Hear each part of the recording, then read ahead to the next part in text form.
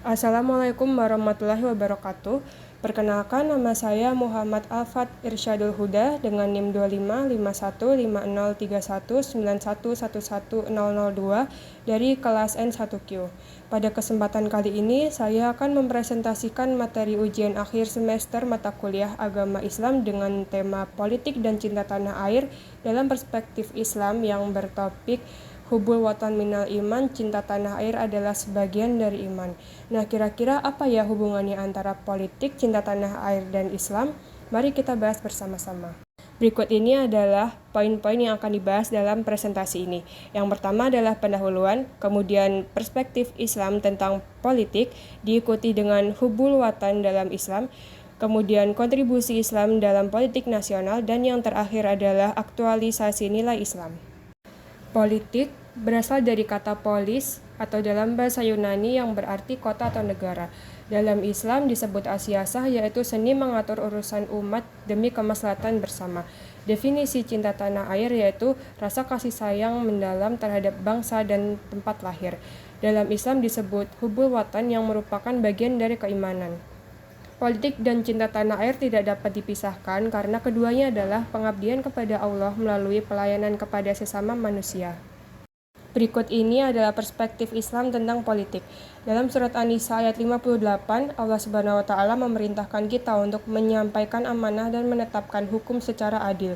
Dari ayat ini ada 3 prinsip utama politik dalam Islam, yaitu yang pertama adalah keadilan atau al-adl, di mana Islam mewajibkan pemimpin berperilaku adil dan pemimpin yang zalim tidak akan diridhoi Allah. Yang kedua adalah musyawarah atau syura, di mana prinsip menyelesaikan urusan lewat musyawarah yang menjadi dasar demokrasi Islam. Dan yang terakhir adalah amanah dan tanggung jawab. Jabatan bukanlah tujuan atau kekuasaan mutlak, melainkan sarana ibadah yang akan dipertanggungjawabkan di hadapan Allah. Selanjutnya, hubul watan dalam Islam.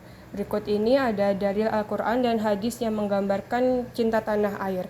Yang pertama ada surat Al-Baqarah ayat 126 yang mengabadikan doa Nabi Ibrahim alaihissalam demi keamanan negerinya, dan Rasulullah SAW yang berdoa agar dianugerahi rasa cinta pada kota Madinah. Kemudian ada pandangan ulama seperti ulama besar seperti Imam Al-Ghazali hingga pendiri NU yang menegaskan bahwa membela negara adalah kewajiban agama. Dan yang terakhir dalam konteks Indonesia, mempertahankan NKRI itu telah ditetapkan oleh para ulama sebagai fardu ain, yaitu kewajiban mutlak bagi setiap muslim di Indonesia. Berikut ini adalah kontribusi Islam dalam politik nasional. Diawali tahun 1912 di mana Kiai Haji Ahmad Dahlan mendirikan Muhammadiyah, yaitu ormas Islam modern pertama untuk memajukan pendidikan dan dakwah berbasis pembaruan. Kemudian tahun 1926 Kiai Haji Hashim Asy'ari mendirikan Nahdlatul Ulama sebagai benteng Islam tradisional yang juga aktif dalam perjuangan kemerdekaan. Di tahun 1945, ulama dan tokoh Islam berperan besar dalam merumuskan dasar negara yang mengakomodasikan nilai-nilai Islam dan keberagamaan. Dan di tahun yang sama, Kiai Haji Hashim Asy'ari mengeluarkan resolusi jihad yang membakar semangat masyarakat untuk mempertahankan kemerdekaan. Hingga saat ini, NU Muhammadiyah dan ormas Islam lainnya terus aktif dalam pendidikan, sosial, dan advokasi kebijakan demi kemaslahatan bangsa. Berikut ini adalah aktualisasi nilai Islam dalam berbangsa. Yang pertama adalah menegakkan keadilan, di mana kita harus mendukung kebijakan yang berpihak pada rakyat. Kemudian literasi politik Islami, di mana kita paham hak dan kewajiban warga negara. Kemudian partisipasi aktif, di mana kita menggunakan hak pilih dan aktif berkontribusi. Kemudian ukhuwah wataniyah, di mana kita harus menjaga persaudaraan lintas suku dan agama demi NKRI. Kemudian kita harus menolak korupsi dan kezaliman.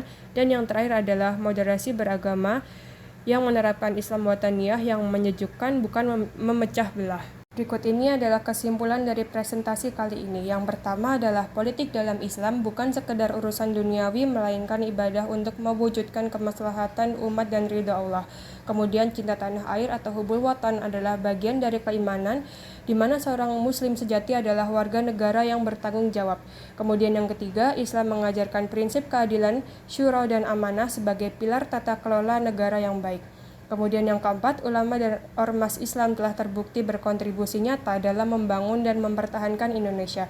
Dan yang terakhir, sebagai mahasiswa muslim, kita harus mengaktualisasi nilai Islam dalam kehidupan berbangsa dan berpolitik. Demikian presentasi dari saya, mohon maaf apabila ada kekurangan dan semoga bermanfaat bagi kita semua. Wassalamualaikum warahmatullahi wabarakatuh.